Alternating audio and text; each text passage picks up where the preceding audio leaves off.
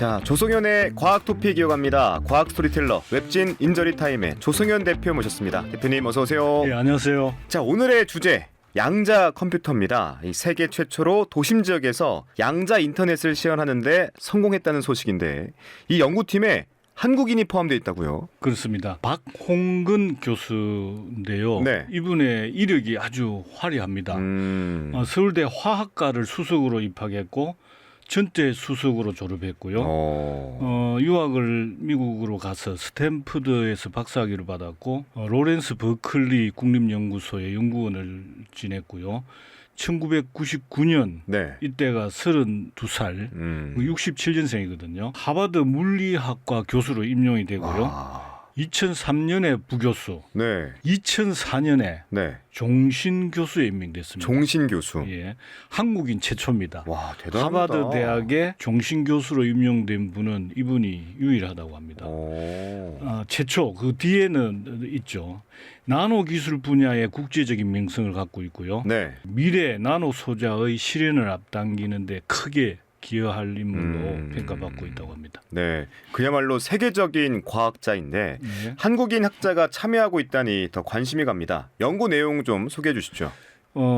이제 지난주에 네. 15일자에 과학학술지 유명한 네이처 있잖아요. 네이처에 있죠. 네.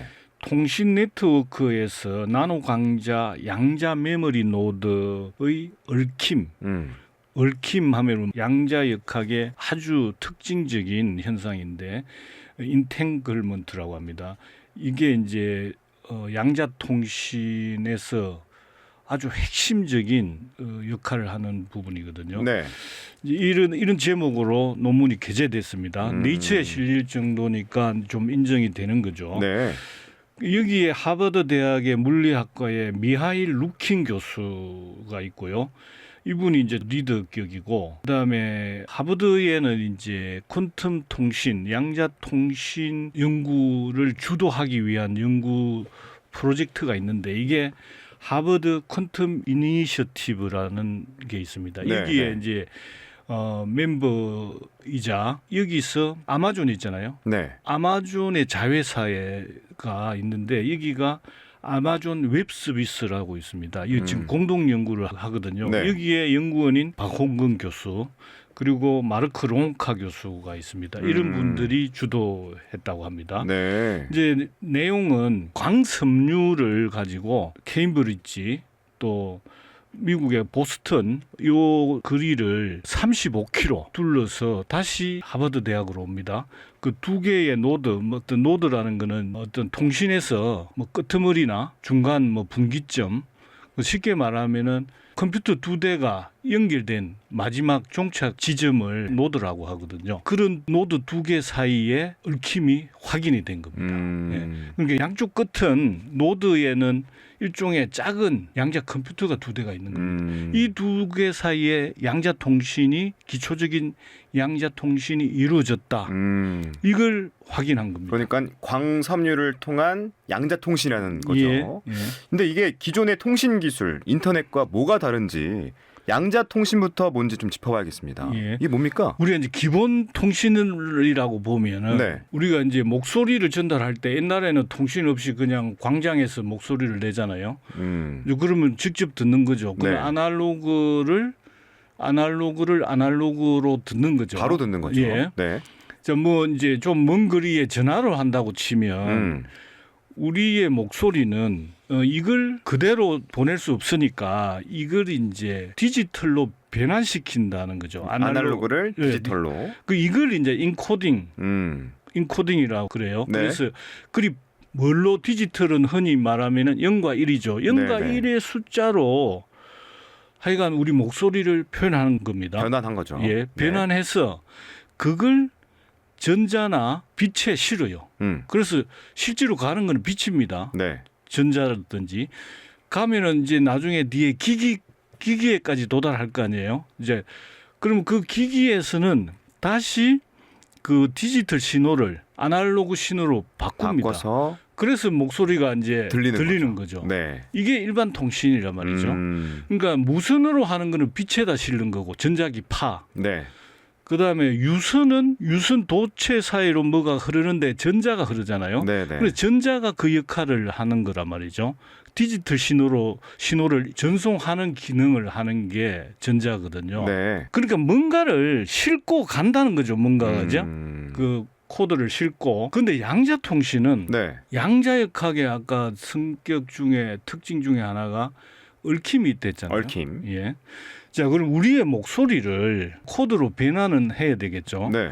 그게 그리 변환된 게 일반 통신에서는 비트라고 했는데 지금은 큐비트라고 해요. 큐비트. 퀀텀 비트, 큐, 오. 그 약자죠. 그걸 큐비트라고 해요. 네. 근데 아까는 0이나 1로 표현되는데 여기는 0도 되고 1도 두 개를 동시에 포함할 수 있어요. 오. 근데 두 개의 가능성을 다 가질 수 있다는 거죠. 네. 그게 양자역학의 중첩의 원리거든요. 중첩에서 표현할 수 있다는 것은 나중에 계산할 때 엄청나게 가능성이 훨씬 크고 연산 속도가 결과적으로 엄청 빨라지는 효과가 있습니다. 큐비트로 하면은. 네. 근데 이 큐비트가 전파나 전자기파나 전자의 광섬유에 실려서 달려가는 게 아니고 네. 달려서 저쪽 컴퓨터까지 가는 게 아니고 저쪽 기계까지 가는 게 아니고 저쪽에도 무슨 큐비트가 있는 겁니다. 그래서 이쪽 큐비트가 저쪽 큐비트하고 네. 뭐 감흥이랄까 얽힘 현상이라고 있어요. 인탱글먼트. 거기서 얽힘이 나오는군요. 그렇죠. 오. 이 정보를 얽힘을 통해서 저한테 전달을 하는 겁니다. 그리고 그 구체적인 거는 저도 뭐 확실히는 모르겠는데 네. 얽힘을 이용해서 이놈을 전달을 해요. 그러니까 얘가 이 큐비트가 내 목소리를 가지고 달려간다는 건 아니죠. 저쪽까지. 그런 결정적인 차이가 있습니다. 네. 슈레딩거의 고양이도 좀 떠오릅니다. 말씀 들으면서. 예. 얼마 전 다뤘던 SF 드라마 이 삼체 속의 지자도 연상이 되고요.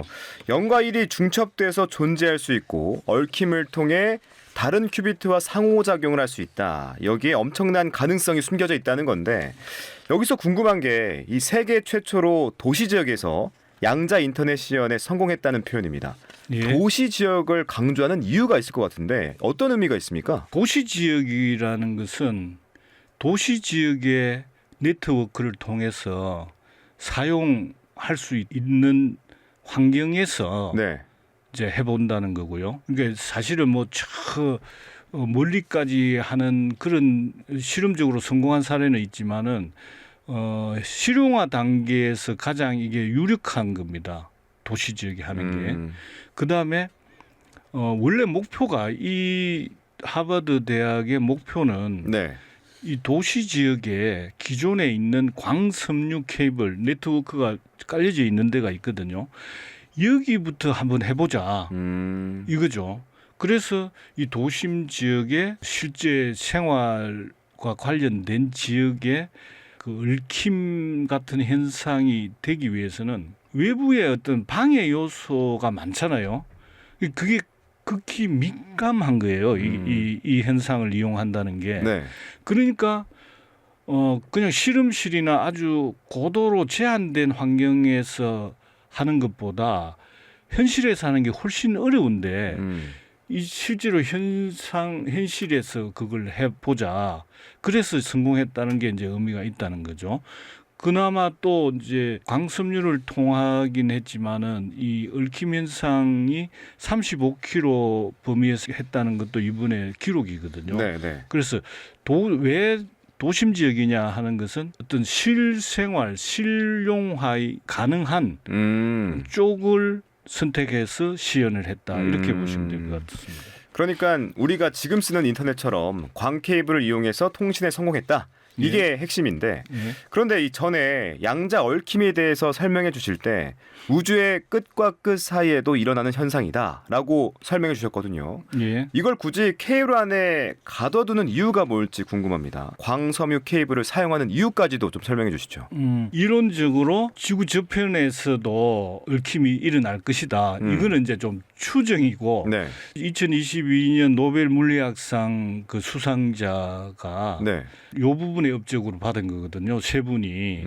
그런데 처음에 실험 성공한 거는 한 실험실 뭐 대학 내에 한 130m 정도 되는 쪽에서 했고 지금 쭉쭉쭉 늘어가지고 2018년에 중국 팀이 7,600km까지 성공했어요. 아 그래요?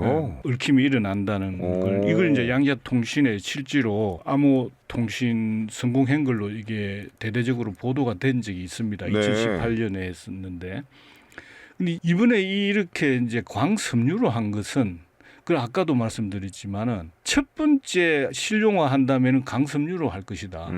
왜냐하면은 그 정보 손실 이런 게 이제 최소화할 수 있다는 거죠. 이게 그리고 데이터 전송 속도도 더 빠르게 하고 있고 보안성 등 여러 가지 면에서 훨씬 더 유리하다. 예.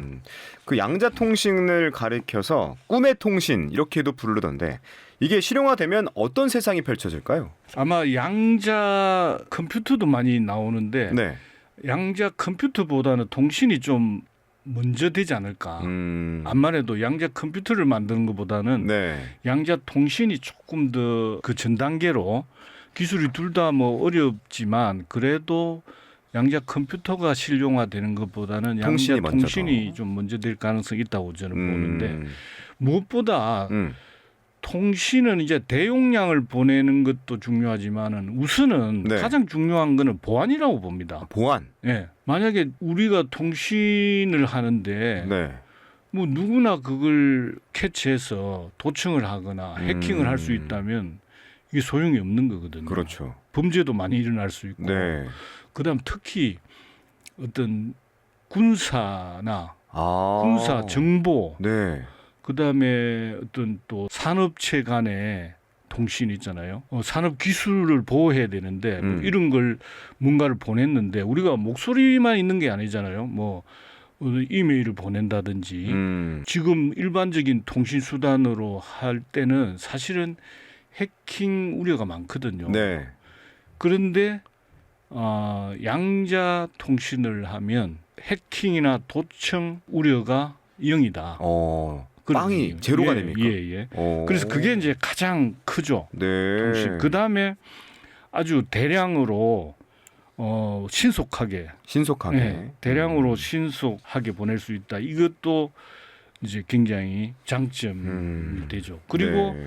이제 양자 컴퓨터가 단시간에 어마어마한 연산 능력을 이제 과시할 거 아니에요. 네. 그러면은 통신 회선도 뭐 달라야 되겠죠. 그 결과를 주고받고 하려면은 그러면은 양자 통신은 필수 불가결한 게 되죠. 그 시대에. 네. 이런 점에서 여러 가지 미래 시대에는 꼭 필요한 기술이다. 이렇게 볼 수 있겠습니다. 네, 이 큰 장점들이 많이 보이는데 갈 길은 멀어 보입니다. 이 기술이 실용화되려면 어떤 관문들을 좀 거쳐야 할까요? 지금 이제 하버드 대학의 연구소에서 네. 한 층을 사이에 두고 아주 작은 소형 양자 컴퓨터 2대를 특별히 만들었어요. 그것도 이제 이것도 굉장히 그 하버드 대학의 오랜 그 연구 노하우가 축적된 건데 이 선이 이제 아까 35 시내를 돌아서 35km 돌아서 이렇게 이제 두 대 간의 초보적인 강 통신에 성공했는데 우리 보통 통신 우리 부산 지역에 통신을 쓰는 단말기 아까 그 두 개가 단말기 딱 두 개 있는 두 개 간에 성공했단 말이죠. 네. 우리 부산에는 단말기가 몇 개나 있겠습니까? 엄청 많을 것 같아요. 어마어마하게 많잖아요. 네. 그 실용화 되려면은 이 둘 사이만 돼야 되는 게 아니고 부산에 예를 들면 컴퓨터 쓰는 데가 100만 대도 더 되겠죠. 그죠? 그 다 돼야 되잖아요. 네. 그러면은 그 모든 단말기 간에 양자 얽힘이 돼야 되잖아요. 네. 그래서 이제 이 양자의 법칙 중에는 A가 B하고 얽혔다. 그러면은 B가 다른 C하고 얽힐 수 있어요. 그러면 A하고 C하고 또 얽혀지는 겁니다. 그렇죠. 이런 식으로 점차 확대할 수 있거든요. 네. 그리고 이게 어마어마하게 많이 그렇게 얽혀져야 이제 많은 단말기 간에 통신이 가능하다는 게 증명이 되는 거잖아요. 네. 그래서 지금 현재 단계는 이 두 대 성공했다. 이제 도심 지역에서 이게 그러면 이 아까 양자역학의 얽힘의 원리를 이용해서 제3, 제4, 제5 등등의 단말기하고도 얽힐 수 있는 환경을 만들고 그걸 시도해 보는 이런 이제 과제가 남았고, 네. 그 다음에 어떤 통신 프로토콜을 이제 마련해서 이걸 이제 확대해 나가는 그런 작업이 필요한 거죠. 네. 앞서 이 연구가 하버드 대학과 아마존 웹 서비스 연구원 사이의 공동 연구라고 해주셨는데 여기서 아마존이 제프 베이조스의 그 아마존인 거 맞죠? 맞습니다. 자회사입니다. 오. 예. 퍼블릭 크라우드 컴퓨팅 서비스를 제공한다 이랬더라고요. 예. 그러니까 이제 미국에 좋은 게 뭐 그 어떤 비슷한 분야의 아주 큰 대기업에서 대학에 연구소에 자금을 지원하고 그 결과를 서로 나눈다든지 아니면은 뭐 약간 응용하면은 그 실용화되는 그런 쪽의 어떤 상호 공동 연구가 많잖아요. 네. 이제 지금 이것도 그런 거라고 보면 되죠. 그 지난 2022년에 네. 양자 컴퓨터 간 통신 채널을 만들기 위한 전략적 제휴를 했대요. 그래서 아마존은 양자 메모리와 통합 광자학, 양자 재료에 이제 초점을 맞추고 지금 현재 하버드 대학에서 진행 중인 아주 중요한 프로젝트가 있는데 그게 하버드 양자 이니셔티브라는 거거든요. 그리고 또 하버드에는 하버드 나노 스케일 시스템 센터라는 게 있습니다. 이 두 곳에 아마존에서 지원을 이제 하고 있습니다.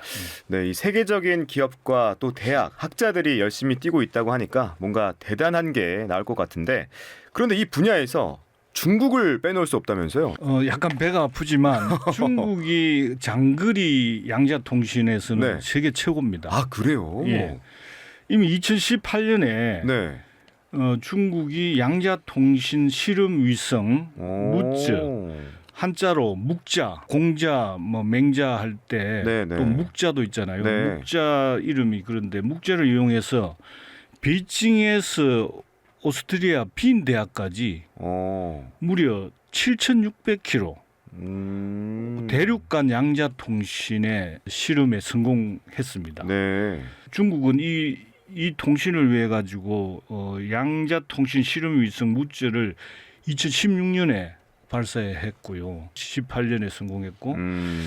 그래서 사실 이제 중국이 이 분야 세계 최고인데, 그런데 이 연구팀의 리더가 판젠우이라는 분인데 교수인데 아까 말씀드린 2022년 노벨 물리학상 받은 분 중에 한 분이 안톤 차일링그라는 분인데 안톤 차일링그라는 교수가 오스트리아 빈 대학에 있거든요. 이 수제자가 지금 중국 양자 통신을 이끌고 있는 판젠우이입니다. 그 수제자예요. 그러니까 뭐 그 아주 세계 최고의 이론을 갖고 있는 안톤 차일링그로부터 배워서 중국에서 지금 이렇게 실현해 보이고 있죠. 좀 부럽죠. 네, 부러우면서도 배가 좀 아픕니다. 네.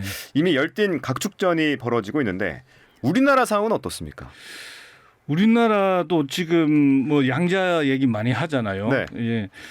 우리도 뭐 잘 할 수 있을 거라고 봅니다. 이 부분에 우리나라에도 아주 연구원들이 굉장히 능력 있는 사람들이 많고 또 지금 열심히 하고 있거든요.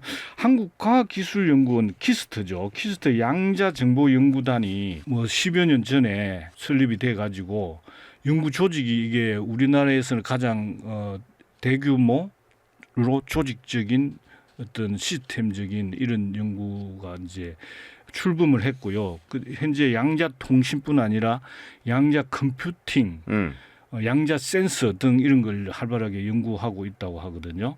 2018년에는 KT하고 공동으로 1대 다대 여러 이제 하나대 여러 쪽으로 가는 양자 암호 통신 실험망 구축에 성공한 바 있다고 합니다.